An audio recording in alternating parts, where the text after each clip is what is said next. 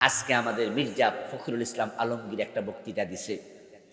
আজকে ফেসবুকে আপনারা দেখেছেন, আমার মনটা ভরে গেছে। উনি বলেছেন যে আমাদের দলও যদি ক্ষমতায় যায়, আমরা ইসলামের বিরুদ্ধে কোনো আইন হতে দেব না, বরং আমরা ইসলামকে ভালোবাসি। আমি জন্মসূত্রে মুসলিম, আমি মুসলিম হয়ে গর্ববোধ করি। তার বক্তৃতার মাঝে আজকে তিনি বলেছেন যে আমার সন্তানরা ইসলামের পরিচয় দেবে, মুসলিম পরিচয় দেবে, এমন একটা দেশ আমরা দেখে যেতে চাই যেখানে আমরা নির্বিঘ্নে নিজের ধর্ম পালন করতে পারবো, ইসলামওয়ালা হবে আমাদের সন্তানেরা। আরে দোস্ত, এই কথাগুলো যদি নির্বাচনের পরও চলতো, তাহলে আমাদের আর রাজনীতির ওয়াজ করা লাগতো না, দেশ এমনি ইসলামী রাষ্ট্র হয়ে যেত। কিন্তু আমরা ভয় পাই এটা নির্বাচনের পরে চলবে কিনা। কথা বোঝেন নাই? যদি চলতো তাহলে ওয়াজে কাজ হয়ে গেছিল। আমাদের তার কিছু চাই না, আমরা তো এটাই চাই। আমরা তো পার্সোনাল ক্ষমতা চাই না, আমরা নিজের জন্য ভোট দরকার নাই। আমরা বলি আল্লাহর কোরআনের পক্ষে ভোট দাও, ঠিক না? যে কোরআনটার ক্ষমতায় না, আমরা তো এটা চাই। কিন্তু ভয় লাগে কেন জানেন? এই যে আমাদের সাবেক প্রধানমন্ত্রী শেখ হাসিনা নির্বাচনের আগে পট্টি পরে নাই, হেজাব পরে নাই, হাতে তাসবি নেয় নাই, মনে আসেনি? মনে আসেনি? এই যে তাসবি কি খারাপ জিনিস? তাসবির তো পক্ষের লোক আমরা। উনি তাসবি আছে হাতে, তাসবি তো আমার পকেটেও আছে। গাড়িতে বয়ে যখন থাকি তখন সুবহানাল্লাহ সুবহানাল্লাহ পড়ি। আপনি তাসবি লাগবে না, আপনি হাতের করেও পড়তে পারেন। কিন্তু তাসবি থাকলে জিকিরের প্রতি মনোযোগ বেশি আসে। মনে হয় তাসবি আমার মনে করাই দিয়ে চুপ করে থাকিস না, একটু জিকির কর। তো শেখ হাসিনা যখন তাসবি পড়ছে, তাহলে উনার সাথে আমার মিল হয়ে গেছে না? আমিও তাসবি পড়ি, উনিও তাসবি পড়ে, আলহামদুলিল্লাহ। তো আমরা তো ভাই বোন, আমাদের তো একদিন এক ইসলাম। উনি যখন হেজাব পড়ছে, পট্টি পড়ছে, আরে হেজাব তো আমার মা পড়ে, আমার বোন পড়ে, আমার মুসলিম মেয়েরা পড়ে, এটার পক্ষেও তো আমরা আছি। কিন্তু ঝামেলা হইলো নির্বাচনের পরে কি তাসবি ছিল নি? হেজাব ছিল। বরং তাসবিওয়ালা হেজাবওয়ালারা ধরে ধরে ফাঁসি দিচ্ছে, জেলে দিচ্ছে, মাইর দিচ্ছে। এই জন্য তো আমরা বিশ্বাসটা নষ্ট হয়ে গেছে।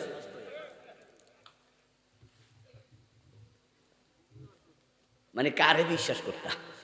মুহাম্মাদিন ওয়া আলা আলি মুহাম্মাদ কামা বারাকতা আলা ইব্রাহিম ওয়া আলা আলি ইব্রাহিম ইন্নাকা হামিদুম মাজিদ।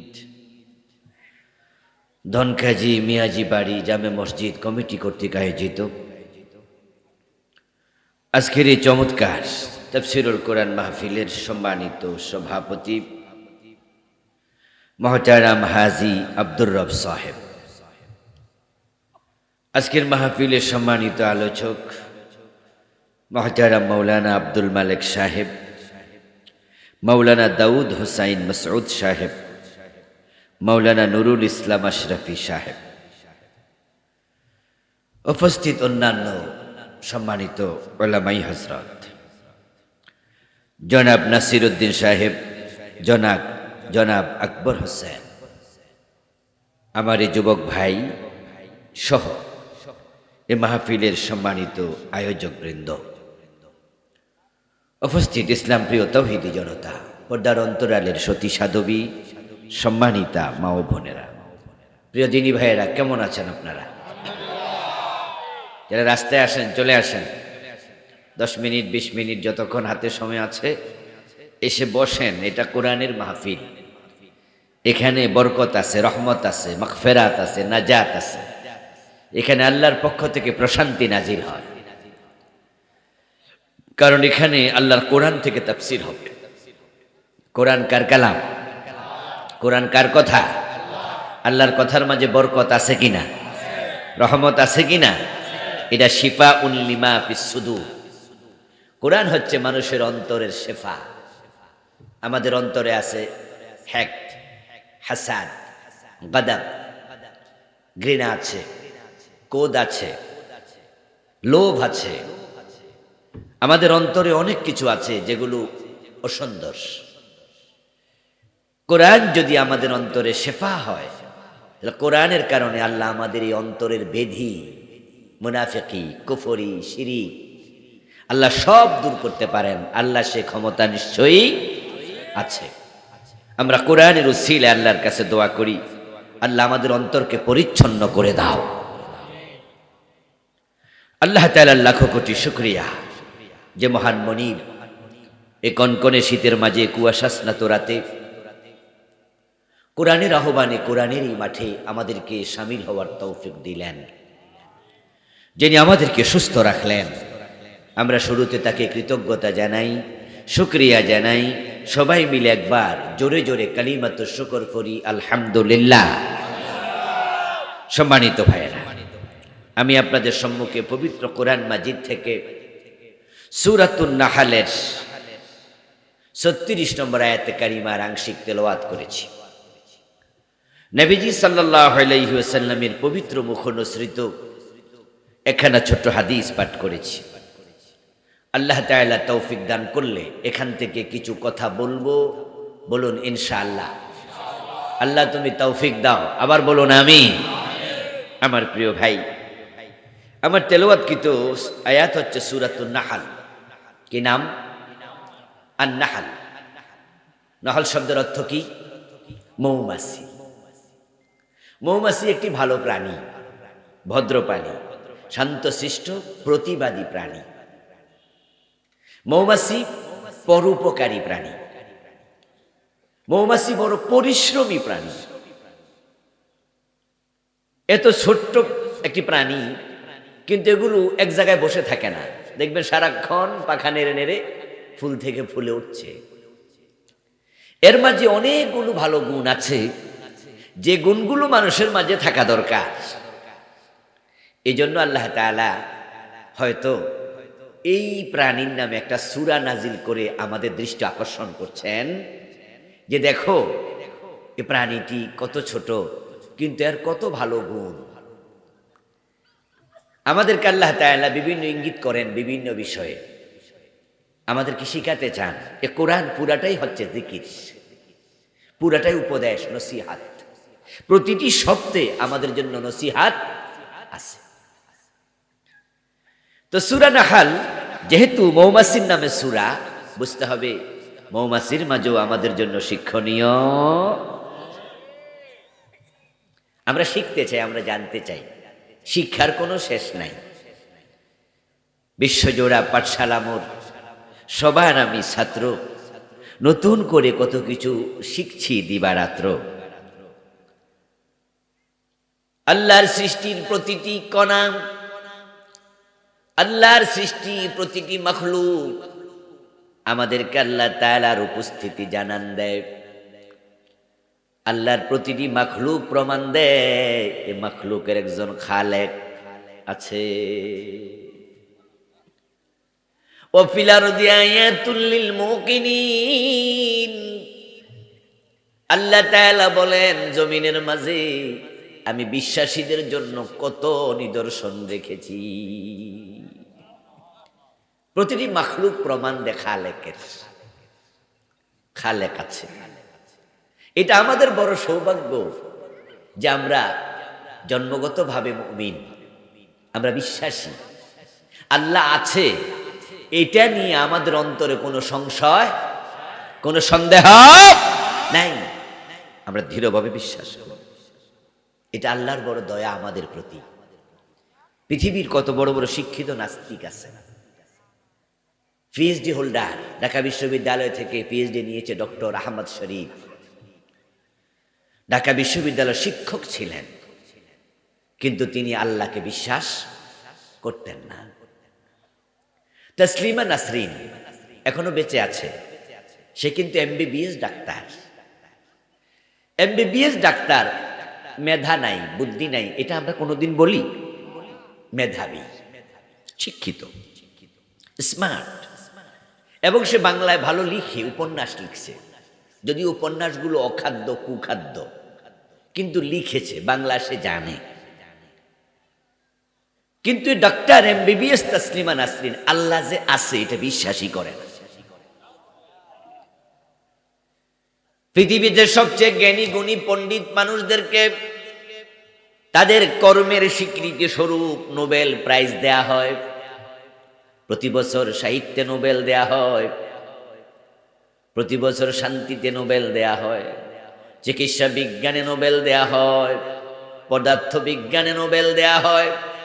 বিভিন্ন বিষয়ে নোবেল পায় যারা, তারা পৃথিবীর সেরা জ্ঞানী মানুষ, কিন্তু নোবেল লরিয়েট যারা আছে তাদের মাঝে 50% বেশি হলো নাস্তিক। দেখেন লক্ষ্য করে, তারা কিন্তু আমাদের চেয়ে অনেক পয়সাওয়ালা, অনেক জ্ঞানী, কিন্তু তারা আল্লাহ যে আছে এটাই বোঝে না। এই জ্ঞানকে আমরা বলবো এটা অন্ধ জ্ঞান। এই জ্ঞানের চোখ নাই, তাদের জ্ঞান হচ্ছে চোখহীন। আর আমরা কম শিক্ষিত হতে পারি, কিন্তু আমাদের যতটুকু বুঝ আছে, আমাদের এই বুঝটা চোখ ও আলা বুঝ। সুবহানাল্লাহ পড়ে। যে আল্লাহকে চিনে না তার মতো হতবাগার আছে কি? তারা আল্লাহকে কোথাও খুঁজে পায় না।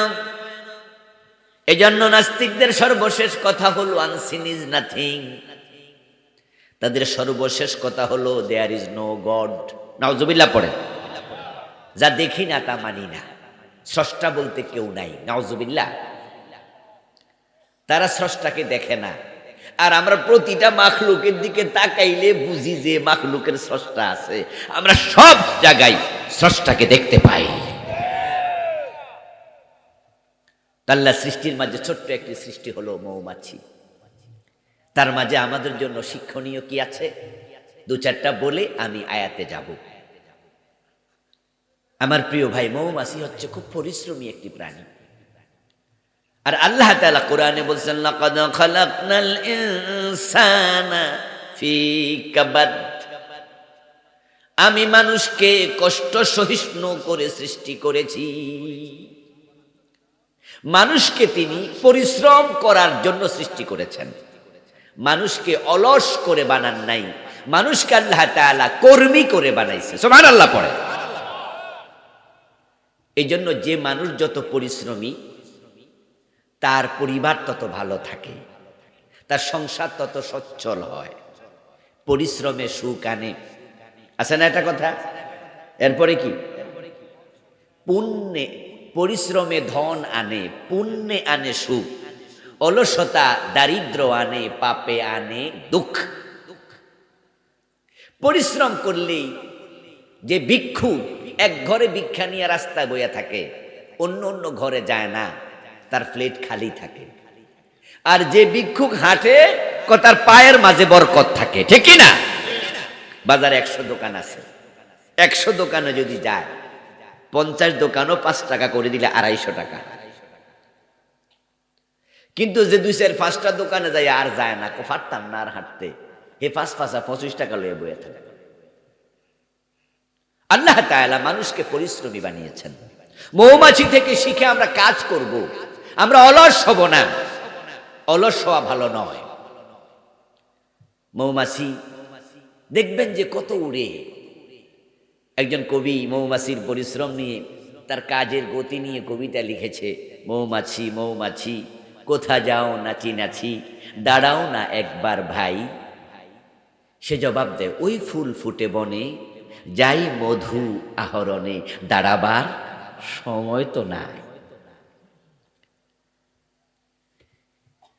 আমরা অলস প্রকৃতি, বাংলাদেশের মানুষ বেশি অলস, এজন্য হেরা বেশি রাজনীতিবিদ। যার কাম নাই হেও রাজনীতি করে, যার লেখাপড়া নাই হেও রাজনীতি করে। এই দেশে মূর্খ এমপি হয়ে যায়। ঠিক কি না? মমতাজ এমপি হয়েছে। যারে আপনি সকাল থেকে সন্ধ্যা পর্যন্ত ফিরাইলে এমপি কি জিনিস এটা ইংরেজিতে বলতে পারবে না। এমপির যে ফুল মিনিং আছে না, মেম্বার অফ পার্লামেন্ট, এটা ইংরেজি লেখা দেয়া লাগবো না? এটা সারাদিন 24 ঘন্টা ফিরাইলো, এটা বাইরে যে পার্লামেন্ট ইংরেজি কেমনে লিখে। সে তো মূর্খ, 5 পাস না, কিন্তু সেও আমাদের দেশে রাজনীতিবিদ হয়েছে, এমপি হয়েছে। এই জাতি অলস প্রকৃতির, যার কারণে আমরা পৃথিবীর গরিব একটি দেশ। আপনারা শুনেছেন জাপানে দ্বিতীয় বিশ্বযুদ্ধের সময় হিরোশিমা নাগাসাকিতে আমেরিকা বোমা ফুটাইয়া জাপানকে বিধ্বস্ত করে দিয়েছিল। লাখ লাখ মানুষকে একসাথে মেরে ফেলেছিল। আমি গত এই সেপ্টেম্বরের 29 তারিখ 30 তারিখ জাপানে ছিলাম। আমি টোকিও থেকে সে হিরোশিমা দেখতে গিয়েছিলাম, প্রায় 1000 কিলোমিটার দূর। সে বিধ্বস্ত শহরের কিছু চিহ্ন এখন অবশিষ্ট তারা রেখেছে, এগুলো মানুষ দেখতে চায়। সে জাপান অর্থনৈতিকভাবে এতটা বিধ্বস্ত হলো, ভঙ্গুর হয়ে গেল, কিন্তু আজকের জাপান পৃথিবীর সেরা ধনী দেশের একটা, কারণ তাদের মতো পরিশ্রমী মানুষ খুব কম। কাজ, শুধু কাজ কাজ কাজ, সবাই কাজ করে। 100 বছর বয়স এমন লোক আছে কয়েক লাখ। পরিচ্ছন্ন জাতি তারা, সুস্থ জাতি, ওই 100 বছর বয়সও কাজ করে। চায়না পৃথিবীর সবচেয়ে বেশি দেশ কোন দেশে? চীনে। আপনারা তো শিক্ষিত মানুষ, জানেন তো পৃথিবীর সবচেয়ে বেশি মানুষ কোন দেশে? চীনে, চায়নাতে। এত মানুষ, 150 কোটির বেশি এক দেশের মানুষ। এরপর আওয়াজ দিয়ে বলুন তো, চায়না কি গরিব না ধনী? কারণ তারা খুব পরিশ্রমী, খুব কাজ করে। আমার প্রিয় ভাই, আমাদেরকে শিখতে হবে কাজ। দেখুন লক্ষ্য করে, মৌমাছি সে খুব পরিশ্রম করে, খুব কাজ করে। সে ফুল থেকে ফুলে দৌড়ায় মধু সংগ্রহ করার জন্য। এবার জবাব দিন তো, মধুটা নিজের জন্য সংগ্রহ করে না পরের জন্য? ইয়েস, মৌমাছি বড় উপকারী প্রাণী। সে মধু জমা করলো। 1 মাস পর আমরা মৌচাক কেটে মধু নিয়ে আসলাম। তাই মৌমাছিগুলো রাগ করে পরের মাসে আর মধু জমায় না, স্ট্রাইক করে, আন্দোলন করে, আর মধু জমাবো না। নাকি আবার জমায়? তারা পরোপকারী। এবার বলুন তো, পরোপকার করার মাঝে সওয়াব আছে না নাই? আল্লাহ মানুষকে বানাইছে পরোপকারের জন্য। কোরআন মাজিদ একটি আয়াতে বলছেন, কুনতুম খায়রা উম্মাতিন উখরিজাত লিন্নাস, তোমরা সৃষ্টির মাঝে সেরা, তোমাদেরকে মানুষের উপকারের জন্য বানাইছি। আজীবন শুনছেন মানুষকে আল্লাহ ইবাদতের জন্য বানাইছে, এটাও ঠিক। আর আজকে যেটা কইছি এটাও ঠিক, কারণ দুইটাই কোরআনের আয়াত। ওমা খালাকতুল জিন্না ওয়াল ইনসা ইল্লা লিয়াবুদুন। আল্লাহ তাআলা বলেন, আমি মানুষ এবং জিনকে শুধুমাত্র আমার ইবাদতের জন্য বানাইছি।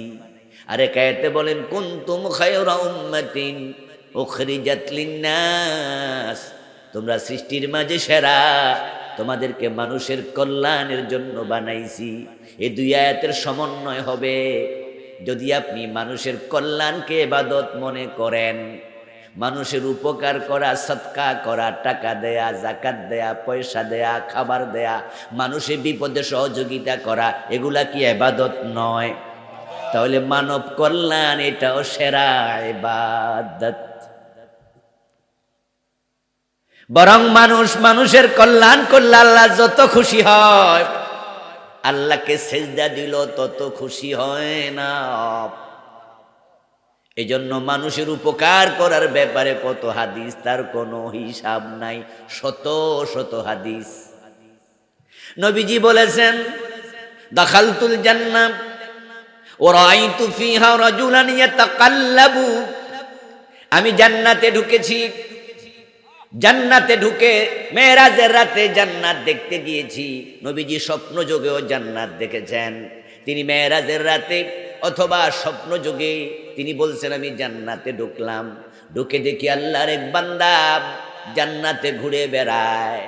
আমি জান্নাতুল ফেরদাউসে গিয়েও তাকে দেখলাম, জান্নাতুল মাওয়াতে গিয়েও দেখলাম, জান্নাতুল নাইমে গিয়েও দেখি পুরা জান্নাত তার জন্য আল্লাহ খুলে দিয়েছেন। আমি বিস্মিত হলাম, জিবরিল আমিনকে বললাম, আল্লাহর এই বান্দা সব জান্নাতে ঘুরে বেড়ায়, তার নেক আমল কি আমাকে একটু জানাও দেখি, তাহলে আমি আমার উম্মতকে সে নেক আমল শিখাবো, আমার উম্মতের জন্য যেন আল্লাহ সব জান্নাত খুলে রাখে। জিবরিল আমিন বলে, ইয়া রাসূলুল্লাহ, আমি তার আমলনামা দেখেছি।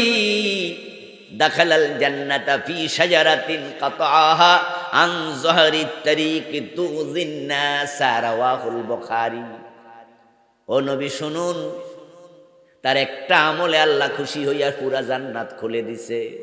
সেটা হলো মানুষের চলাচলের পথে রাস্তায় একটা গাছ ছিল, ওই গাছ মানুষকে কষ্ট দিত। এমনও হতে পারতো রাস্তার মোড়ে একটা বড় গাছ, রাতের বেলায় পথিক যখন অপরিচিত কেউ যেত, হোঁচট খেত, ধাক্কা খেত, গুতা খেত। ওই গাছটাকে লোকটা কেটে রাস্তাটা ক্লিয়ার করে দিয়েছে। মানুষের উপকারের কারণে আল্লাহ খুশি হইয়া পুরা জান্নাত খুলে দিছে। গরিব আপনার বাড়িতে আসবে ভিক্ষার জন্য, যদি আপনি তাকে হালাল কামাই থেকে ভিক্ষা দেন, আমার রাসূল বলছেন, এটাও সহিহ বুখারীতে এসেছে, মান তাসাদ্দাকা বিআদলি তামারাতিন মিন কাসাবিন তাইয়্যিব ফাইন্নাল্লাহা লা ইয়াকবালু ইল্লা তাইয়্যিবা ফাইন্নাহু ইয়াতাকাব্বালুহু বিয়ামিনিহি। যখন কোনো ব্যক্তি কোনো গরিবকে একটা খেজুর দেয়, একটা টাকা দেয়, যদি সেটা হালাল কামাই থেকে দেয়, এই গরিবের উপকার আল্লাহ এত পছন্দ করে, ওই গরিবের প্লেটে খাবার ওই টাকাটা পড়ার আগে আল্লাহ নিজের ডান হাত বিছায়া দেয়।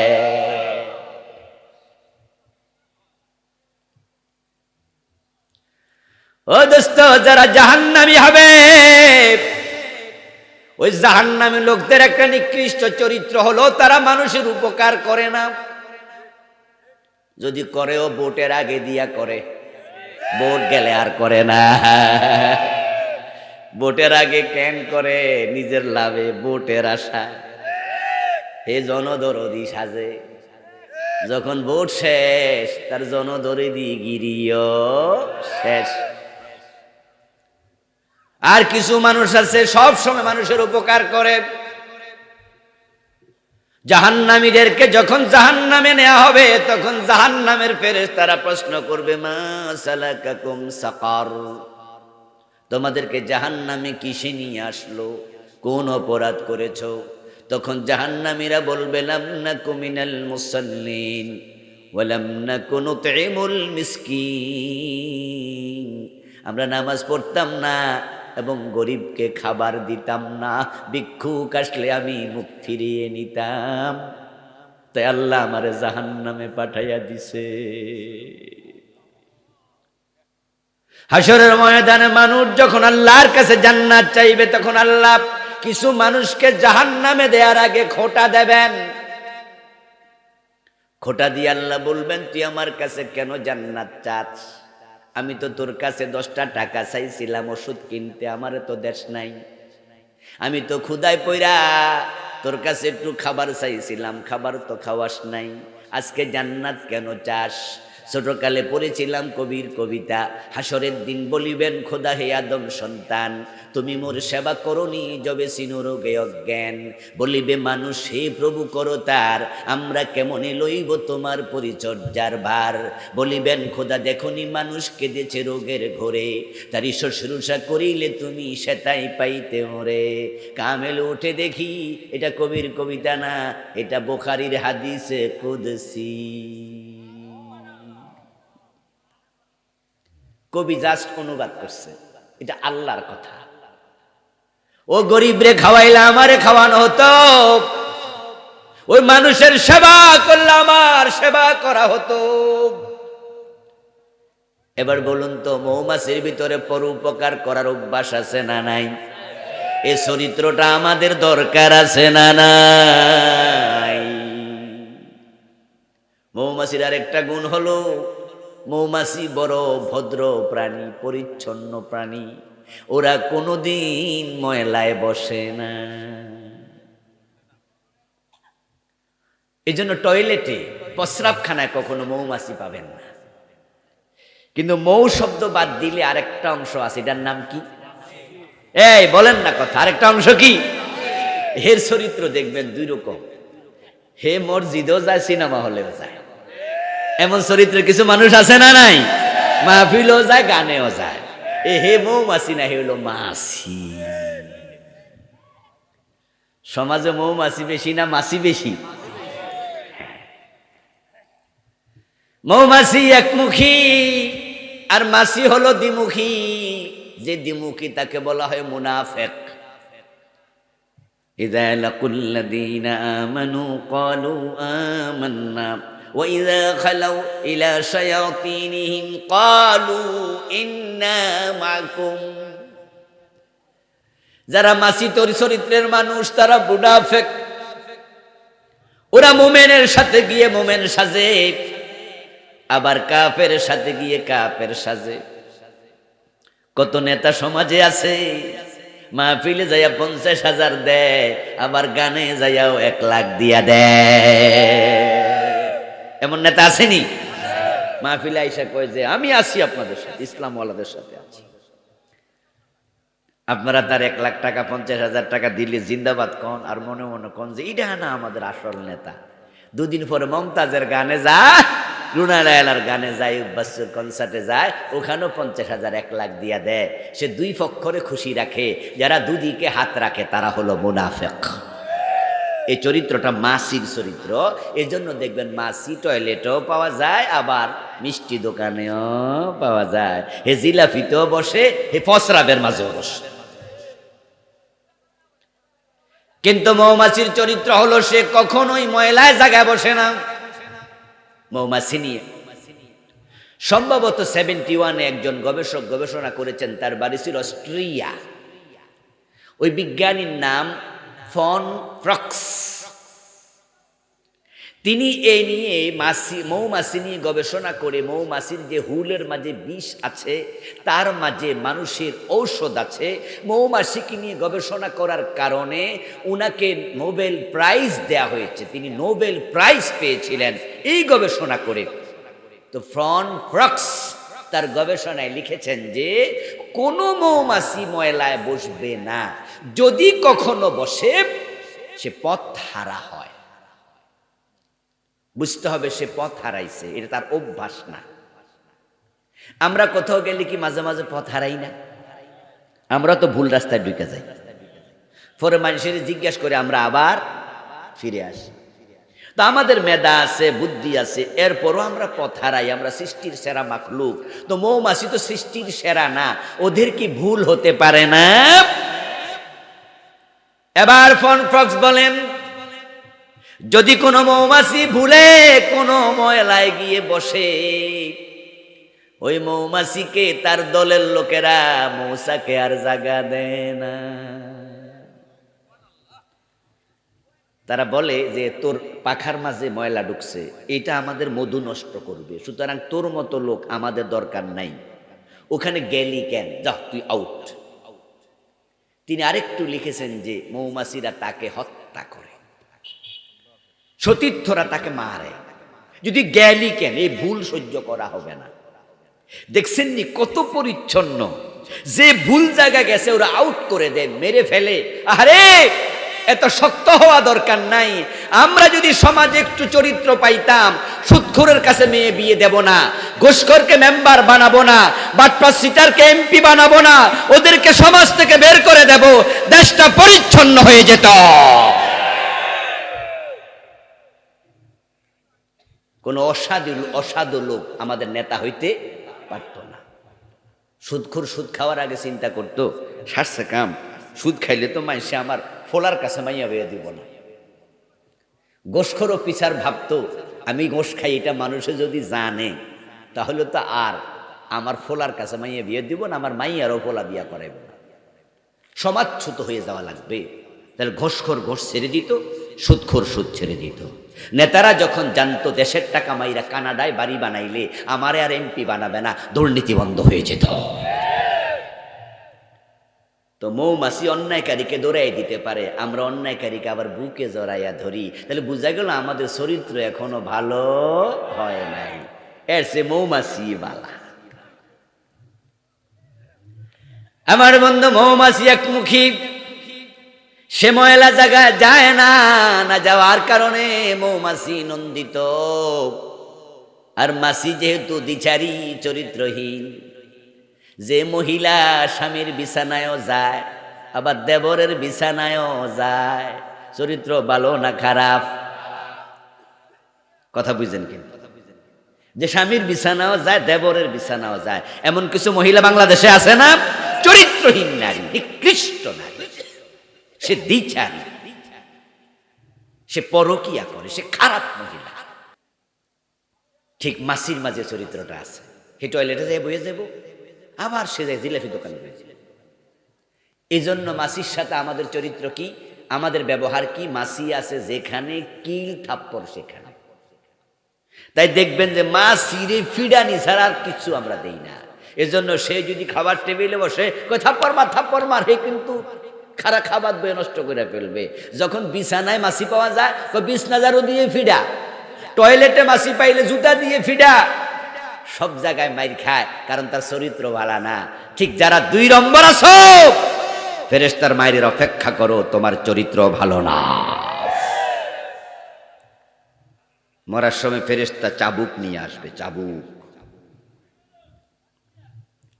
ওয়ালাউ তারাব ইয ইয়াতাওয়াফাল্লাযীনা কাফারুল মালায়েকাতু ইয়াদরিবুনা উজুহাহুম ওয়া আদবারাহুম ওয়া যুকু আযাবাল হারিক। আল্লাহ বলো, প্রিয় নবী, যে মানুষগুলো ঈমান আনে না, যে মানুষগুলো মুজরিম, পাপিষ্ঠ, কাফের, মুশরিক, বেঈমান, হারামখোর, খারাপ মানুষ, তাদের মৃত্যুর সময় ফেরেশতা এসে তার চেহারা, তার পিঠের মাঝে জাহান্নামের চাবুক দিয়ে পিটাতে থাকবে। ওই যে মা সিরে যেমন আমরা শুধু ফিডাই, তুমি অপেক্ষা করো। আর মৌমাছি যেহেতু ভালো, তাই মৌমাছি হয় নন্দিত। কোন ঘরে যদি জানালা দিয়া কোন মৌমাছি ঢুকে যায়, আর ঘরের শিশু বাচ্চা না বুঝে লাঠি হাতে নেয়, মৌমাছিরে পিটাইতে যায়, তখন বাচ্চার মা কয়, মারিস না, দরজাটা খুলে দে, চলে যাক, এটা ভালো প্রাণী। মৌমাছি খুব ভালো, সে একমুখী, সে শুধু ভালো জায়গায় যায়, খারাপ জায়গায় যায় না। এবার আপনারা বলুন তো, আমরা সিনেমা হলও যাব, মাহফিলও আসবো, এটা কি হতে পারে? আমরা মসজিদেও যাব, গানেও যাব, এটা কি হতে পারে? আমরা একমুখী হব। সূরা নহল দিয়ে আল্লাহ ইঙ্গিত করে, শিখো, মৌমাছি থেকে শিখো। মৌমাছি বড় প্রতিবাদী, নিরীহ কিন্তু প্রতিবাদী। এজন্য মৌমাছির মৌসাকে ঢিল মাইরা দেখেন, সবাই একসাথে আইসা আমরা কামড়ায়। যার বাড়িতে মৌসাক আছে, হেরা কিন্তু মৌমাছির চাকের কাছে যাওয়ার আগে কিন্তু খুব ভদ্র হইয়া যায়। মাও কইয়া দে, আস্তে হাঁটিস, হিন্দি আস্তে হাঁটিস, মানে ওরে সমীহ করিস, কারণ হে তোর উপকার করে, তোর জন্য মধু জমাবে, সে ভদ্র, সে শান্ত, সব ঠিক আছে, কিন্তু ওর গুতা মারিস না, উপায় নাই, সে প্রতিবাদ করবে। ওই যে বললাম, ফ্রন ফক্স তার গবেষণায় লিখেছে, প্রত্যেকটা মৌমাছির মুখে একটা মাত্র হুল থাকে। কয়টা থাকে? হুল। হুল বুঝেন? হুল বুঝেন মানে এই যে মাইরা দে, এটা কি কয়? ইনজেকশন। যদি কোনো মৌমাছি তার হুল কখনো ব্যবহার করে, কাউকে হুল ঢুকাইয়া দেয়, তাহলে ওই মৌমাছি আর বেঁচে থাকে না, সে অল্প কিছু সময়ের ব্যবধানে সে মরে যায়। কথাটা বুঝেন? কিন্তু হুল দিলে মৌমাছি বাঁচে না, কিন্তু যখন কেউ তাকে ঢিল মারে, তার চাক নষ্ট করতে যায়, আঘাত করতে যায়, তখন দেখবেন সে জীবনের তোয়াক্কা করে না, সে একসাথে অ্যাকশনে যায়। এই জন্য মানুষ তাকে সমীহ করে। এই চরিত্র মুসলমানের যদি থাকতো, আমরা প্রতিবাদী হতে পারতাম। বসনিয়ায়, সেসনিয়ায়, সোমালিয়ায়, কাশ্মীরে, আলজেরিয়ায়, ফিলিস্তিনে, আমাদের মায়ানমারে কাফেররা আমাদের দিকে চোখ রাঙ্গাইয়া কথা বলতে সাহস করত না। কিন্তু আমরা কি প্রতিবাদ করা শিখেছি? আমরা চুপ করে থাকি। ওই যে 10 লাখ চলে আসছে মায়ানমার থেকে বাংলাদেশে, রোহিঙ্গা, এখন কক্সবাজারের এখানে জীবনযাপন করতেছে উদ্বাস্তু শিবিরে। এ নিয়ে 200 কোটি মুসলমানের কি প্রতিবাদ আছে? কিন্তু মৌমাছি অন্যায় করবা, জীবনের ঝুঁকি নিয়ে হুল মেরে দেবে, প্রতিবাদ করে। তাদের থেকে শিখো, এটার নাম ইসলামে জেহাদ। জেহাদ মানে হলো অন্যায় যেখানে, প্রতিরোধ সেখানে। মুসলমানের চরিত্র এক সময় ছিল। কিন্তু ওই যে স্পেনে রাজা ছিল রডারিক, সে ছিল খ্রিস্টান, সেখানকার মুসলিমদের উপরে জুলুম করত। তার সৈন্যরা একদিন একজন মুসলিম মেয়েকে ধর্ষণ করেছে, জোর করে তার ইজ্জত নষ্ট করেছে। ওই মুসলিম মেয়েটি স্পেনের রাজার কাছে কোনো বিচার চেয়ে বিচার পায় নাই, আদালত বিচার করে নাই, কারণ তুই মুসলিম, যা, তোর কিসের বিচার? তখন সে আরবের বাদশার কাছে এক ব্যবসায়ী কাফেলার মাধ্যমে একটা চিঠি লিখেছে। ব্যবসা করার জন্য স্পেন থেকে কিছু মানুষ যাচ্ছিল আরবে। তখন তিনি চিঠি লিখলেন, দুঃখের কথা জানালেন, আমি মুসলিম, তাই আমার ইজ্জতের কোনো দাম নাই, আমাকে তারা দর্শন করলো, আমার নাকি বিচারও নাই, আমি তোমাদের কাছে সাহায্য চাই। আরবের যিনি বাদশা ছিলেন তখন চিঠি পেয়ে তিনি সাথে সাথে সেনাপতি তারেক বিন জিয়াদ রাদিয়াল্লাহু রাহমাতুল্লাহি আলাইহি, তারেক বিন জিয়াদকে বললেন, যাও তারেক, স্পেন আক্রমণ করো, প্রতিবাদ করো, যাও, ওদেরকে শায়েস্তা করো, আমার মুসলিম নারীর সম্মান আমি রক্ষা করে দেব, ছাড়বই। 4000 সৈন্য পাঠাইলেন স্পেন, প্রত্যেকের হাতে একটা করে তলোয়ার। তখন তো তলোয়ারের যুদ্ধই ছিল, আজকের মতো তো আর বিমান ছিল না, আজকের মতো বোমা ছিল না, তলোয়ারের যুদ্ধ। প্রতিশোধের জন্য চলে গেলেন স্পেনে 4000 সৈন্য। কিভাবে গেলেন? নৌকায় চড়ে গেলেন, কারণ তখন সাগর পাড়ি দেওয়ার জন্য আজকের মতো কোনো জাহাজ ছিল না। নৌকার মাঝে পাল তুলে স্পেন চলে গেলেন। স্পেন গিয়ে তারেক বিন জিয়াদ রাহিমাহুল্লাহ 4000 সৈন্য নিয়ে নদীর তীরে, সাগরের তীরে তারপরে নামলেন। নেমে তিনি বললেন যে সবগুলো পাল আগুন দিয়ে জ্বালিয়ে দাও। সবগুলো পাল আগুন দিয়ে জ্বালিয়ে দেওয়া হলো। এবার বললেন সবগুলো নৌকার পাটাতন ছিদ্র করে নৌকা ডুবিয়ে দাও। যতগুলো নৌকা তারা কি নিয়েছেন সবগুলো ডুবিয়ে দেওয়া হলো। এবার তিনি 4000 সৈন্যের সামনে ভাষণ দিলেন। ভাষণের মাঝে বললেন, আইনাল মাফার, ও আমার সঙ্গীরা, 4000 সৈন্য আমার সাথে যারা আসছো, শোনো, পালাবে কোথায়? পালানোর কোনো জায়গা নাই। আমি তোমাদের নৌকার পাল পুড়িয়ে দিয়েছি, নৌকা ছিদ্র করে সমুদ্রে ডুবাইয়া দিছি, তোমরা যেন পালাইতে না পারো। এর মানে যুদ্ধ সামনেই হবে, পিছনে পালানোর সুযোগ নাই। সামনে গেলে জিহাদ, হয়তো শাহাদাত, নয়তো বিজয়, আর পিছনে গেলে সমুদ্রে ডুবে মরা লাগবে, আত্মহত্যা মহাপাপ। আমি আশা করি তোমরা এটা করবে না। এখন হয়তো শাহাদাত নয়তো বিজয়, আমার সাথে তোমরা একমত। সবাই নারে তাকবীর ধ্বনি দিয়া চিকচিক করা তলোয়ার হাতে নিয়া সামনে আগায়া গেল। খবর পাইয়া রাজা রডারিক তার বাসভবন থেকে পিছনের দরজা দিয়ে পালিয়ে গেল। বিনা যুদ্ধে স্পেন বিজয় হয়ে গেল।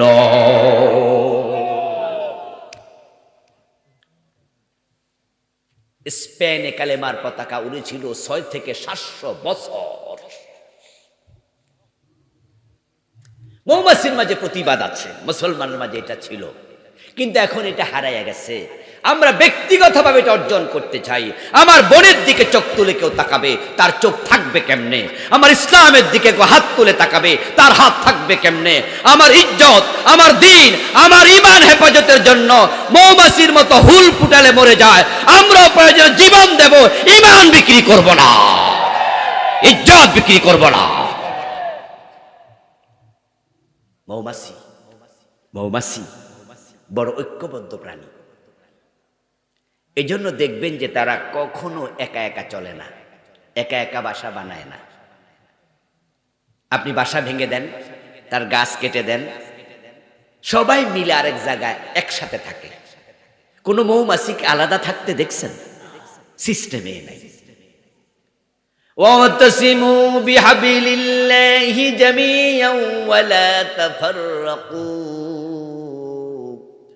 আরে মুসলমান, মৌমাছি থেকে শিখো। আমার আল্লাহ তাআলা বলে, তোমরা আমার রশি কোরআনকে সবাই ঐক্যবদ্ধ হয়ে আঁকড়াইয়া ধরো। মুসলমান, বিচ্ছিন্ন হইও না, কারণ বিচ্ছিন্ন থাকলে তোমরাও মাছির মতো দুর্বল হবে। মৌমাছি একসাথে চলে, মাছি কিন্তু বিচ্ছিন্ন চলে। যখন তোমরা আলাদা হয়ে যাবে তখন তোমাদের শক্তি কমে যাবে। একা হলো ব্যক্তি, ঐক্যের নাম হলো শক্তি। এই জন্য দেখবেন যে আলহামদুলিল্লাহ আমাদের বাংলাদেশে আলেম ওলামারা, ইসলামপন্থীরা এই দেশে আল্লাহর দ্বীন কায়েমের জন্য তারা ঐক্যবদ্ধ থাকে, তারা সংগঠন বানাইয়া একজন নেতা মেনে তারপরে চলে। এমন কিছু ইসলামী দল আছে না নাই? তারা খুবই সংগঠিত, তারা খুব শক্তিশালী। আমরা 200 কোটি মুসলমান, যদি আমরা ঐক্যবদ্ধ হয়ে যেতে পারতাম তাহলে পৃথিবীর কোন জায়গায় মুসলমান মায়ের খাওয়া লাগতো না। মৌমাছি খুবই ভালো প্রাণী, তারা নেতা মানে নেতা। প্রতিটা মৌচাকে একটা ছোট্ট নেতা থাকে, এটার নাম রানী মাছি যেটাকে বলা হয়। সে অন্যের তুলনায় তার দেহের সাইজটা একটু বড়। সে নেতৃত্ব দেয়, লিডারশিপ তার ভিতরে আছে। সে যেদিকে যাবে সবাই অনুসরণ করবে। প্রতিদিন 5 বার মসজিদে আমরা 5 ওয়াক্ত নামাজ পড়ি, নামাজের মাঝে একজন নেতা আছে না নাই? কিন্তু সেই মুসলমানরাই নেতৃত্ব শূন্য। তারা যখন হজে যায় 28 লাখ, 30 লাখ, 40 লাখ লোক আরাফার মাঠে থাকে, সেখানে একজন আমির থাকে, সেখানেও একজন নেতা থাকে যিনি আরাফার মাঠে খুতবা দেয়। তাকে বলা হয় আমিরুল হজ, হজের নেতা। কিন্তু হজ শেষ, নেতার নেতৃত্ব শেষ। মসজিদে 5 ওয়াক্ত নামাজ পড়ে ইমাম হইল নেতা, ইমামত্ব কি? কিন্তু নামাজে সালাম ফিরানো শেষ, হুজুরের নেতাগিরিও। কিন্তু যদি আমরা 200 কোটি মুসলমান একজন নেতা বানাতে পারতাম, 57টা ওআইসির সদস্য মুসলিম রাষ্ট্র আছে, 65টা মুসলিম কান্ট্রি যারা ওআইসির সদস্য নয় তারা সহ 65 মুসলিম রাষ্ট্র, পাকিস্তান পরমাণু শক্তি দল, তার কি হচ্ছে পৃথিবীর সবচেয়ে অধিকতর সমরাস্ত্রে সজ্জিত সেনাবাহিনী যাদের আছে, ওয়ান অফ দেম, প্রশিক্ষিত সৈন্যওয়ালা দেশ। সৌদি আরব, কাতার, দুবাই, ব্রুনাই, হাজার হাজার কোটি টাকা স্বর্ণের খনির দেশ। আমরা 65 মুসলিম রাষ্ট্র, 200 কোটি প্রায় মুসলমান। শুধু একজন নেতা যদি আমাদের থাকতো আর উনার কথা মেনে আমরা একসাথে চলতাম, পৃথিবীর কোথাও কেউ আঙ্গুল তুলে আমাদের সাথে কথা বলতো না। কিন্তু চরিত্র আমরা হারিয়ে ফেলেছি, সেটা আমাদের মাঝে এখন আর। এ হলো মৌমাছি। এবার সামনে যাই। এ মৌমাছি সূরা আয়াত নাম্বার 36, আল্লাহ তাআলা বলেন, লাকাদ বাআসনা ফি কুল্লি উম্মাতির রাসূলান আন ইবুদুল্লাহ। আমি সকল জাতির নিকটে নিশ্চয় রাসূল পাঠাইছি। ওয়া ইন মিন উম্মাতিন ইল্লা খালা ফিহা নাযীর। এমন কোন জাতি নাই যাদের কাছে জাহান্নামের ভয় দেখানোর লোক পাঠাই নাই। লিকুল্লি কওমিন হাদ। আর একাত আল্লাহ বলেন, প্রত্যেকটা জাতির কাছে, কওমের কাছে আমি জান্নাতের পথ দেখানোর লোক পাঠাইছি। নবী পাঠানো এটা আল্লাহর বড় দয়া। এবং যত নবী দুনিয়া আছে সব নবীর একটা কাজ ছিল, সেটা হলো মানুষকে জান্নাতের পথ দেখানো। কোন নবী তার উম্মতকে বলেননি যে আমার কথা শুনলে তুমি বাড়িওয়ালা হইবা, গাড়িওয়ালা হইবা, জমি কিনতে পারবা, তোমার বিল্ডিং হবে, তোমার ক্ষমতা হবে, তুমি মেম্বার চেয়ারম্যান হইতে পারবা। কোন নবী বলেনি। সব নবী বলছে আমাকে মানলে তুমি জান্নাত পাইবা। সুবহানাল্লাহ পড়েন। সব নবী শুধু জান্নাতের পথ দেখাইছে। আলহামদুলিল্লাহ, আমরা নবীদের ওয়ারিস, আমরা আলেমরা। এই যে তাফসীর মাহফিলে আসছেন আজকে মাগরিব থেকে বা আসর থেকে যত হুজুর কথা বলছে সবাই কিন্তু জান্নাতমুখী কথা বলছে, ঠিক না? যে সবাই কিন্তু সব কথার মূল কথা, এটা করলে জান্নাত পাওয়া যাবে, এটা করেন না করলে জাহান্নামে যাওয়া লাগবে।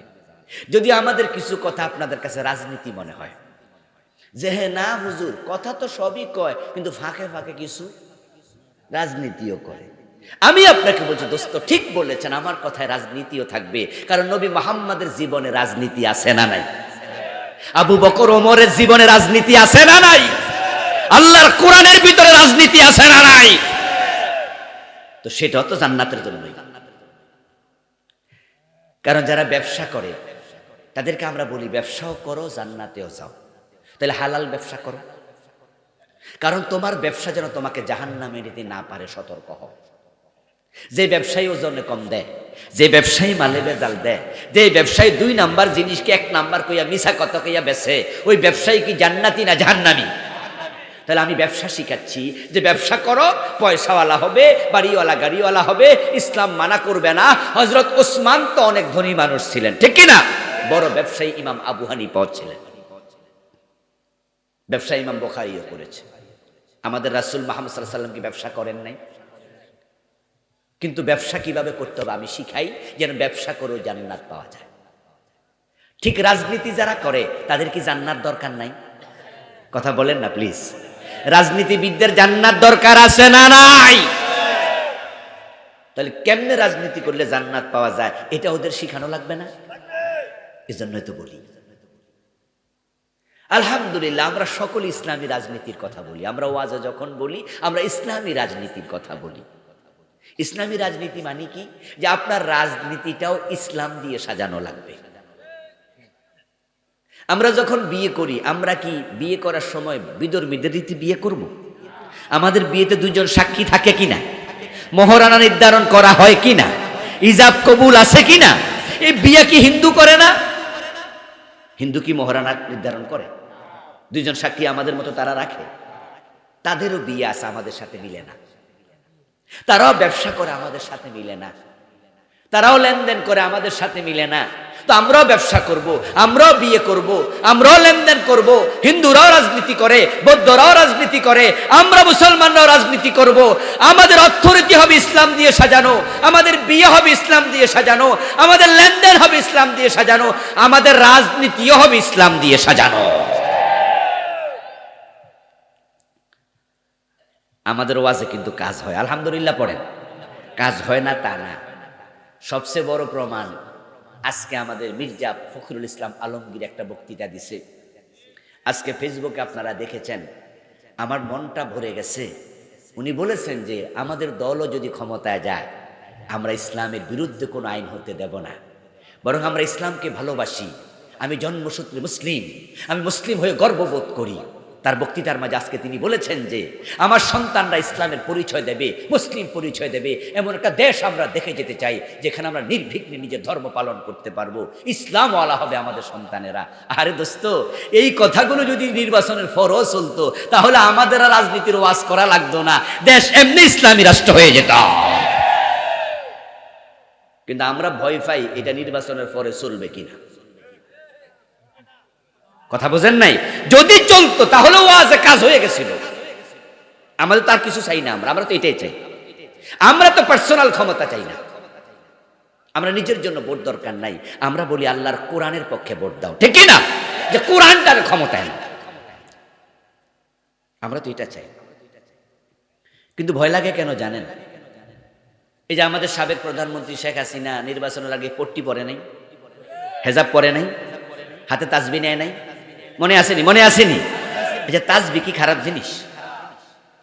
তাসবিহ তো পক্ষের লোক আমরা, উনি তাসবিহ আছে হাতে, তাসবিহ তো আমার পকেটেও আছে। গাড়িতে বয়ে যখন থাকি তখন সুবহানাল্লাহ সুবহানাল্লাহ পড়ি। আপনি তাসবিহ লাগবে না, আপনি হাতের করেও পড়তে পারেন। কিন্তু তাসবিহ থাকলে জিকিরের প্রতি মনোযোগ বেশি আসে। মনে হয় তাসবিহ আমার মনে করাই দে, চুপ করে থাকিস না, একটু জিকির কর। তো শেখ হাসিনা যখন তাসবিহ পড়ছে তাহলে উনার সাথে আমার মিল হয়ে গেছে না? আমিও তাসবিহ পড়ি, উনিও তাসবিহ পড়ে, আলহামদুলিল্লাহ। তো আমরা তো ভাই বোন, আমাদের তো একদিন এক ইসলাম। উনি যখন হেজাব পড়ছে, পট্টি পড়ছে, আরে হেজাব তো আমার মা পড়ে, আমার বোন পড়ে, আমার মুসলিম মেয়েরা পড়ে, এটার পক্ষে তো আমরা আছি। কিন্তু ঝামেলা হইলো নির্বাচনের পরে কি তাসবিহ ছিল নি? হেজাব ছিল। বরং তাসবিহওয়ালা হেজাবওয়ালারা ধরে ধরে ফাঁসি দিয়েছে, জেলে দিয়েছে, মাইর দিয়েছে। এই জন্য তো আমরা বিশ্বাসটা নষ্ট হয়ে গেছে।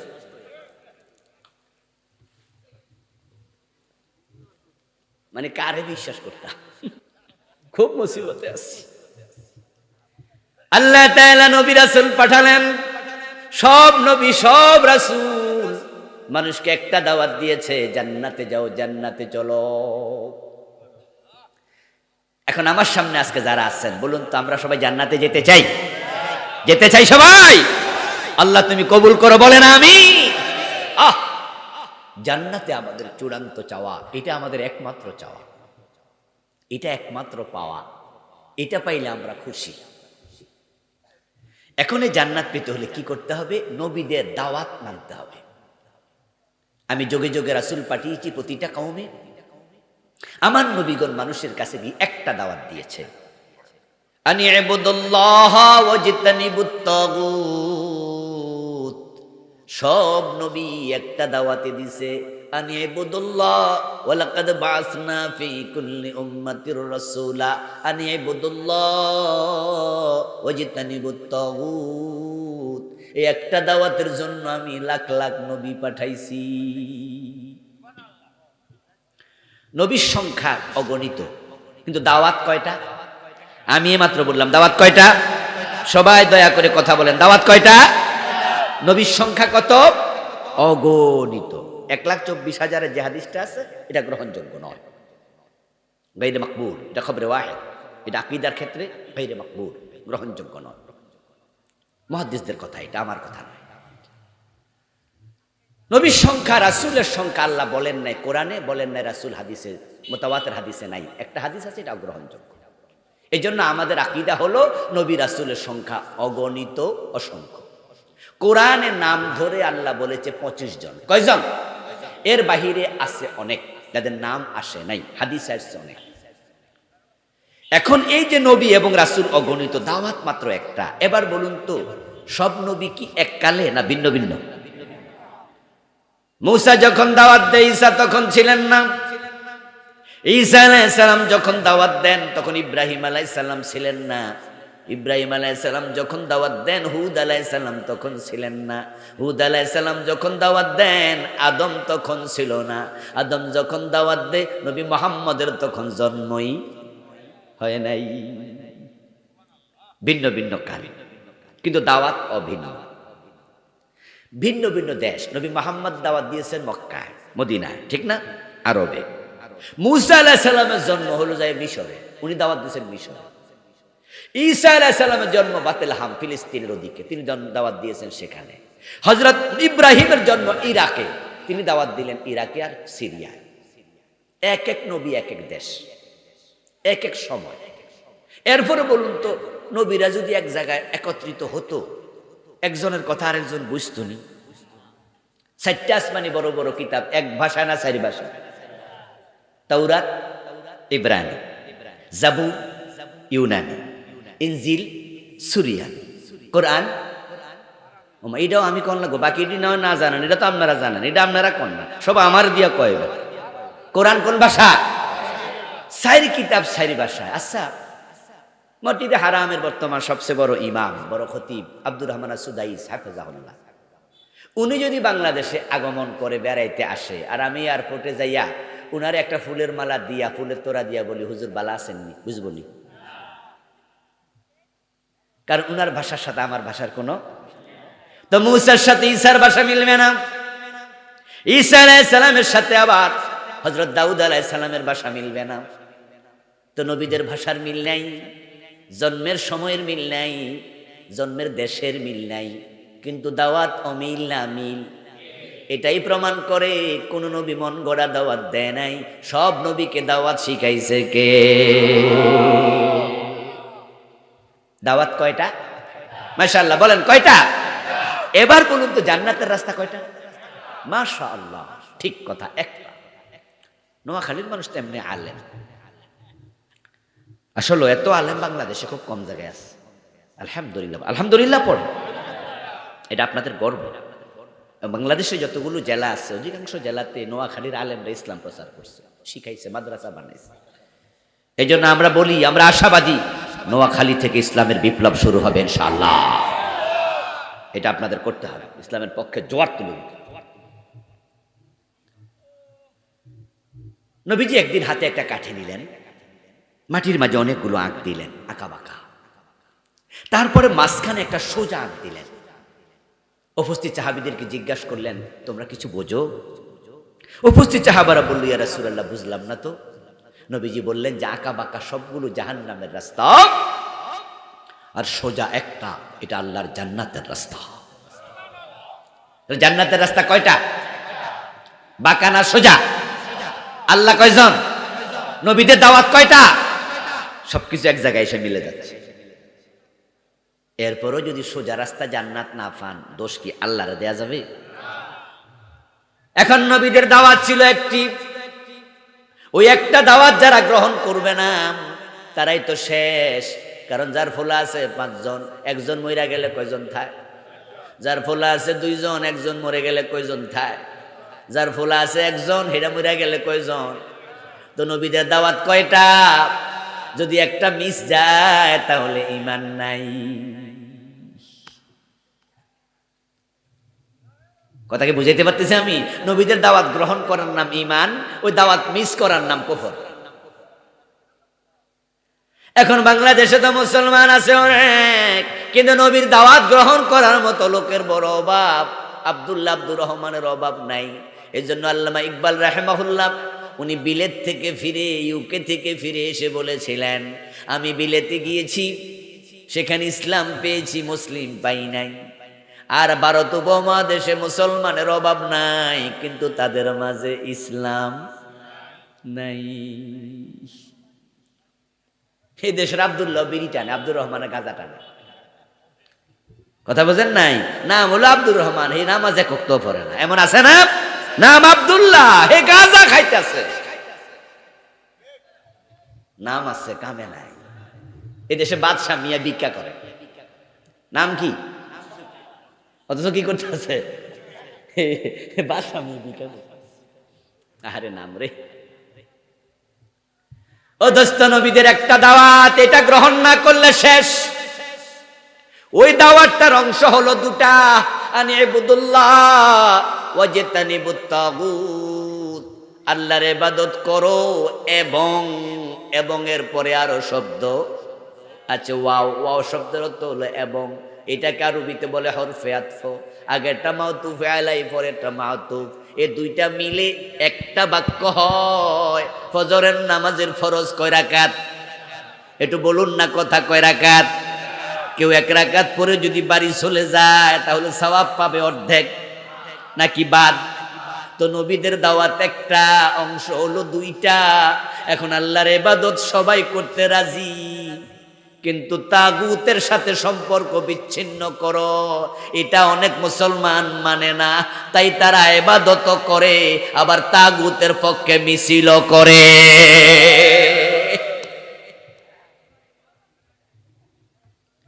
ইবাদত করে, তাগুতকে জিন্দাবাদ দেয়, তাগুতের সাথে দোস্তি করে। অথচ আল্লাহর নবীরা বলছেন নো, এটা চলবে না। আল্লাহর ইবাদত করো এবং তাগুতের সাথে সম্পর্ক বিচ্ছিন্ন করো। এ দুটা মিলে একটা দাওয়াত। এখন তাগুত কি, ইবাদত কি, একটু জানা দরকার না? জানতে হবে। ইবাদত মানে হলো আল্লাহর গোলামি করা, দাসত্ব করা। ইবাদত মানে নামাজ রোজা নয়, এগুলো ইবাদতের অংশ মাত্র। আমাদের দেশের লোকেরা ভুল বুঝে, যার কারণে তো নামাজও পড়ে, সুদও খায়। এমন নামাজি আসেনি? হে মনে মনে ভাবে নামাজ তো ভুল, ইবাদত তো চলতেছে। দোস্ত, নামাজ যদি ইবাদত হতো তাহলে সূর্য ওঠার সময় নামাজ পড়া জায়েজ না হারাম? সূর্য ওঠার সময় নামাজ পড়লে সওয়াব হবে না গুনাহ হবে? তাহলে বোঝা গেল সূর্য ওঠার সময় নামাজ পড়া ইবাদত নয়। ঈদের দিন রোজা রাখলে সওয়াব হবে না গুনাহ হবে? তাহলে বোঝা গেল যে ঈদের দিন রোজা রাখার নাম ইবাদত নয়। ইবাদত কি, কখন হবে? যখন নবী বলেছেন করো, আল্লাহ বলেছেন করো, তখন করা ইবাদত। যখন বলেছে করিও না, তখন না করা ইবাদত। তাহলে নামাজ রোজা ইবাদত না আল্লাহ রাসূলের হুকুম ইবাদত? কথা বুঝতে পারছেন? যখন বলছে নামাজ পড়ো সূর্য ওঠার আগে, তখন পড়লে সওয়াব। সূর্য ওঠার সময় বলছে পড়া যাবে না, তখন পড়লে উল্টা আরো গুনাহ। এখন আপনি যদি ইবাদত বুঝতেন যে আল্লাহর আদেশ মানা, তাহলে যে আল্লাহ বলছে 5 ওয়াক্ত নামাজ পড়ো, সে আল্লাহই বলছে সুদ খাওয়া যাবে না। তো কিছু মানবেন, কিছু মানবেন না। সুবিধাবাদ জিন্দাবাদে মোমেন হওয়া যায় না। ইবাদত মানে হচ্ছে আল্লাহ এবং রাসূলের কথা মানা। হিয়া কাযাউল হায়াত বিহাসবি আওয়ামিরিল্লাহি তাআলা ওয়া নাওয়াহি। আল্লাহ এবং তার রাসূলের আদেশ নিষেধের ভিত্তিতে জীবন চালাও, এটার নামে ইবাদত। আমাদের 3.5 হাত দেহের মাঝে কতগুলো অঙ্গ আছে? অনেক তো। আচ্ছা, আমার হাত যদি কেটে কোনো প্লেটে রেখে, বড় একটা গামলায় রেখে বলা হয় এটা কি, আমরা কেউ কি বলবে এটা মানুষ? আমরা বলবো হাত। কল্লা কেটে যদি আলাদা করা হয় এটার নাম কি মানুষ? এটার নাম মাথা। কলিজা খুব দামি, ফুসফুস খুব দামি, কিন্তু কলিজা বের করে আলাদা করো, এটার নাম কি মানুষ? এক একটার এক এক নাম। তাহলে মানুষটা কই?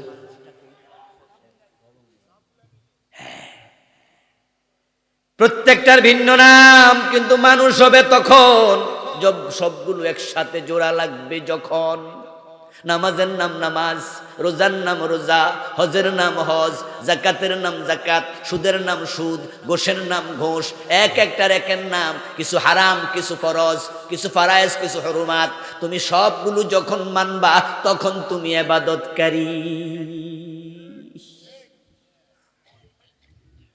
শুধু জুমার নামাজ পড়ে, ওয়াক্তিয়া নামাজ পড়ে না এমন লোক বাংলাদেশে নাই। আবার জোহরে আছে, আসরে নাই, এশা পরে, ফজরের নামাজ পড়ে না শীতের কারণে, এমন আছে কি না? এই যুবক ফোলাফান তো অধিকাংশই ফজরের নামাজ পড়ে না। এই জন্য শীতকালে মসজিদে দেখবেন যে যদি 50 জন মুসল্লি হয়, 45 জনই বুড়া, 5 জন যুবক। মসজিদে যে যুবকেরা নাই, এলাকার যুবক কি সব মরে গেছে নাকি? না সব আমেরিকা চলে গেছে? কই আছে? ঘরে হইয়া রয়েছে কম্বল গাদ দিয়া। জিজ্ঞাসা করুন, আপনি তো জুমা পড়েন, ওয়াক্তিয়া কেন পড়েন না? উত্তর হলো, হুজুর জুমা ভালো লাগছে পড়ছি, ওয়াক্তিয়া পড়ি নাই, হুজুর মন চায় নাই। তাহলে তুমি কি আল্লাহর গোলাম না নফসের গোলাম? যে মন মতো চলে, আল্লাহর কোরআন মতো চলে না, সে আল্লাহর গোলাম হয় না। আল্লাহর গোলাম হওয়ার জন্য পুরা কোরআন মানা লাগবে। এবার আওয়াজ দিয়া বলুন তো, পুরা কোরআন আপনারা মানতে রাজি আছেন না? নাই তো কোরআনে আছে নামাজ পড়ো, ওই কোরআনের মাঝে আছে সুর ধরে হাত কাটো, আসেনি? তো বাংলাদেশে আমরা সবাই তো নামাজ মানলাম, সুর ধরে হাত কাটছি কয়দিন?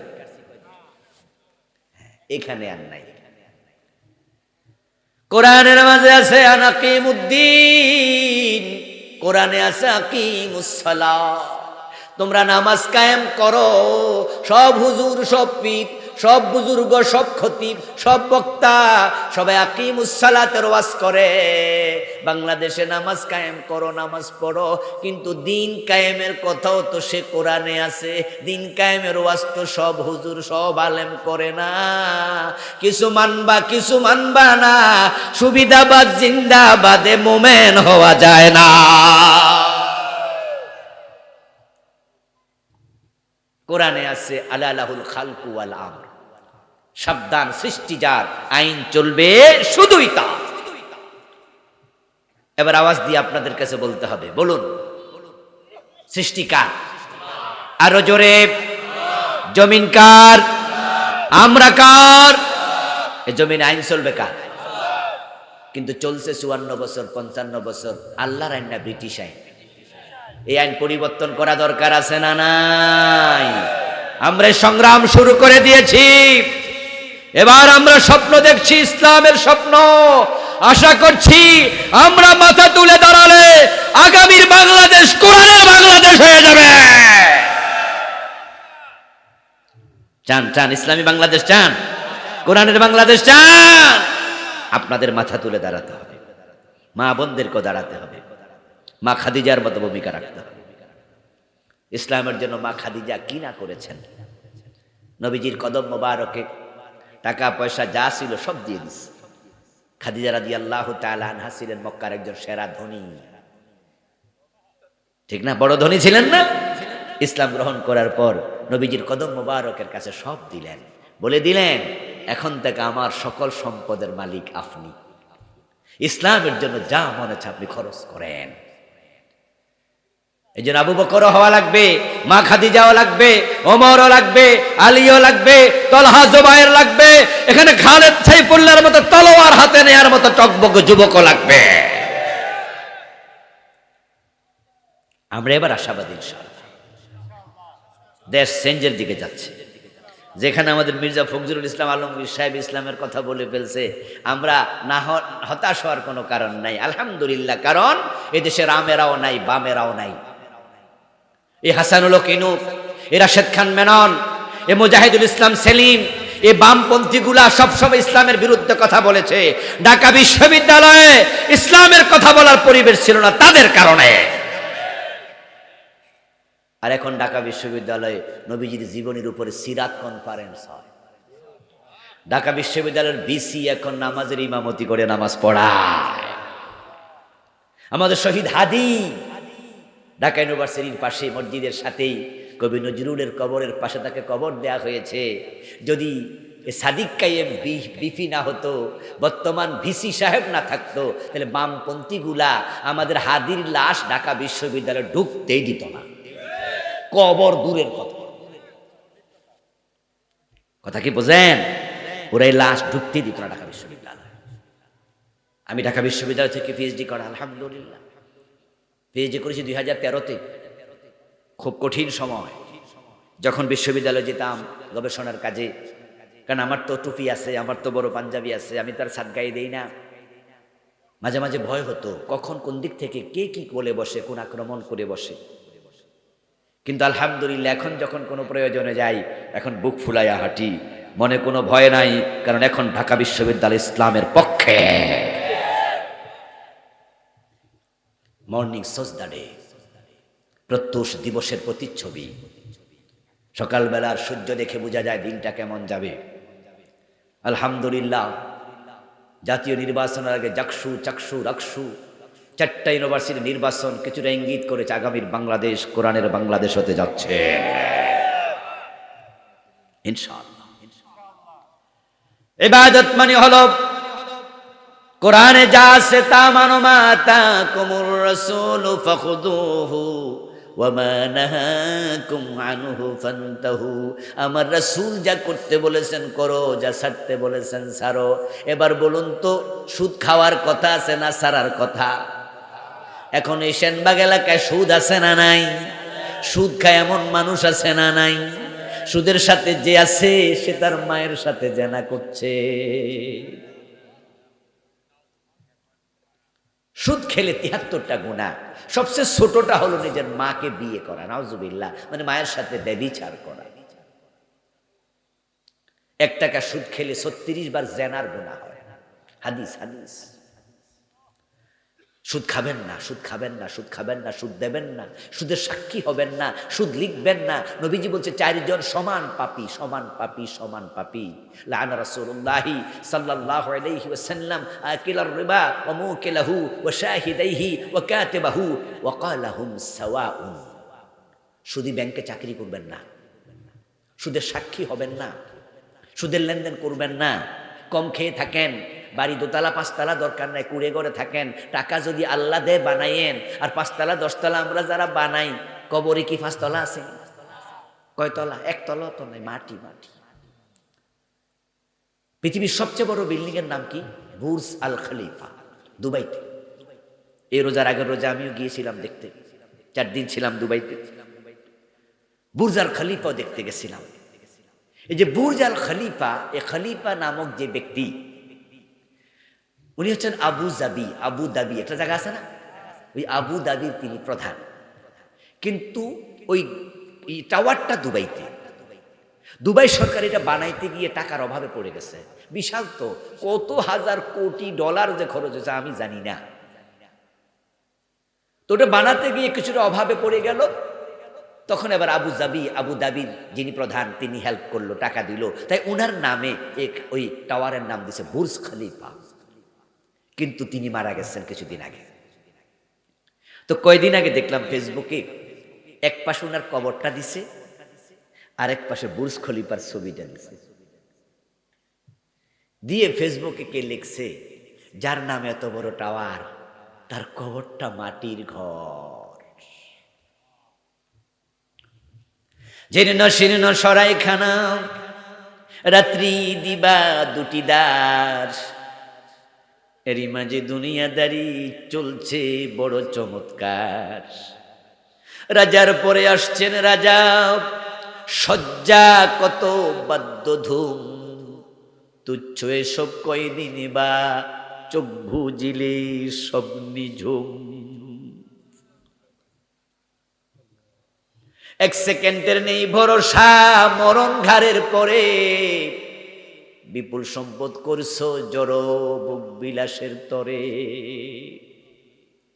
বুলবুল পাখির নেই এসেছিনু হেতাও, বেঁধেছিনু বাসা বড়ই মমতায়। সময় হলে শেষ, ছেড়ে পরিবেশ, যেতে হবে সেথায়, নিয়তি যেথায়, হয়তো গাছতলায় না হয় বাসতলায়। এই জন্য যারা হারাম খান, ওজনে কম দেন, মালে বেজাল দেন, বোনের হক দেন না, বউয়ের মোহর দেন না, আপনারা একটু সাবধান হয়ে যান, ভালো হইয়া যান। ভালো হইতে পয়সা লাগে না বেশি। ইবাদত শিখেন, ইসলামে যা আছে মেনে নেন, যা করণীয় করেন, যা বর্জনীয় ছাড়েন, এই সবটার নাম ইবাদত।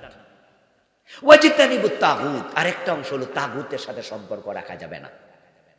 তাগুত মানে সেই শক্তি, যে শক্তি নিজে ইসলাম মানে না, আমাদেরকে মানতে দেয় না। আমরা চোর ধরে হাত কাটতে পারি না, তারা বলে আইনে নাই। যদি কোনো আদালতের হাকিম চোর ধরে হাত কাটে, হাকিমের চাকরি থাকবে? সাথে সাথে চাকরিটা নট হয়ে যাবে। পত্রিকা তার বিরুদ্ধে লেখা হবে সে রাষ্ট্রের আইন মানে না, সে কিসের মৌলবাদী, জঙ্গিবাদী, সে হাত কাটার আদেশ কেন দিল? হ্যাঁ দোস্ত, যদি কোনো মদ খায় কোনো ছেলে, তাহলে কোনো আদালত কি 80 বেতের আইন দিতে পারবে? যদি আপনার ইউনিয়নের চেয়ারম্যান 80 বেত দেয়, ইউনিয়নের চেয়ারম্যানগিরি থাকবে না, উল্টা রাষ্ট্রদ্রোহ মামলা হবে। অথচ হাদিসে 80 বেতের কথা আছে, কোরআনে হাত কাটার কথা আছে, এই আইনগুলো মানা যায় না। অথচ আমাদের সংবিধান এই কয় বছর 72-এ লেখা হলো, 2025 চলছে, এর মাঝে 18 বার চেঞ্জ হয়েছে। তার সংবিধান তো চেঞ্জ করা যায়, তো আল্লাহর আইন কেন মানা যাবে না? তোমরা চাইলে তো চেঞ্জ করে কোরআনের আইন ঢুকাই দিতে পারো, ঠিক কি না? যারা এর পক্ষে না তারাই তাগুত।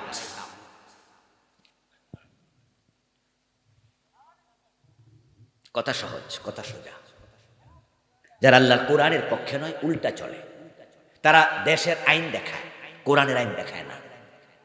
বরং আমরা যারা মানতেছে, আমাদেরকে মানতে দেয় না, দিন মানে না, আমাদেরকে মানতে দেয় না, তারা তাগুত। তাদের সাথে সম্পর্ক রাখলে জান্নাত পাওয়া যাবে না। প্রিয় ভাইয়েরা আমার, রাত অনেক হয়েছে, 11টা পার হয়ে গেল, আর সামনে যাব না। আখেরাত নিয়ে সামান্য কথাই বললাম। আমার লেখা বই আছে 400 পৃষ্ঠার একটা, ওহিরানায় পরকাল।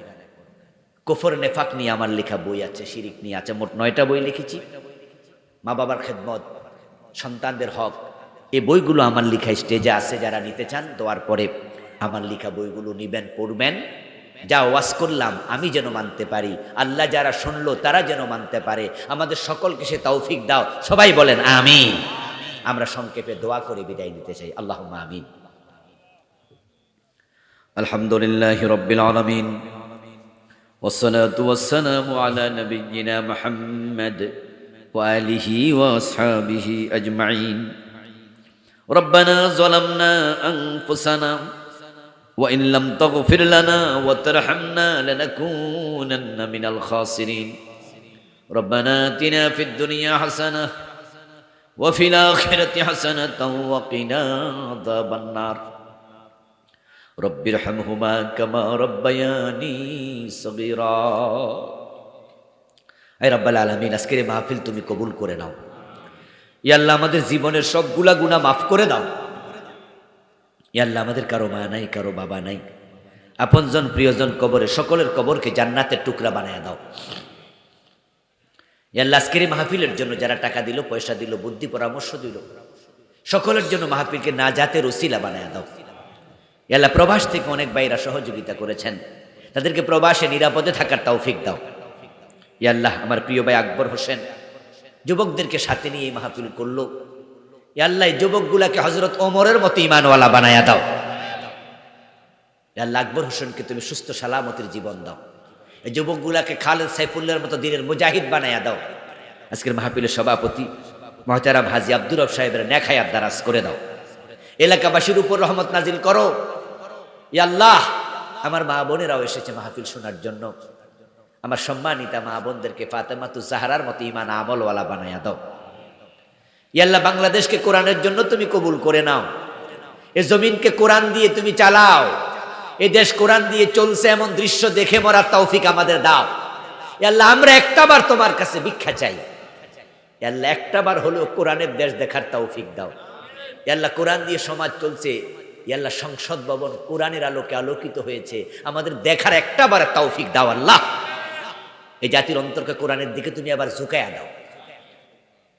সুবহান রাব্বিকা রাব্বিল ইজ্জাতি আম্মা ইয়াসিফুন ওয়া সালামুন আলাল মুরসালিন ওয়াল হামদুলিল্লাহি রাব্বিল আলামিন। সুবহানাকাল্লাহ।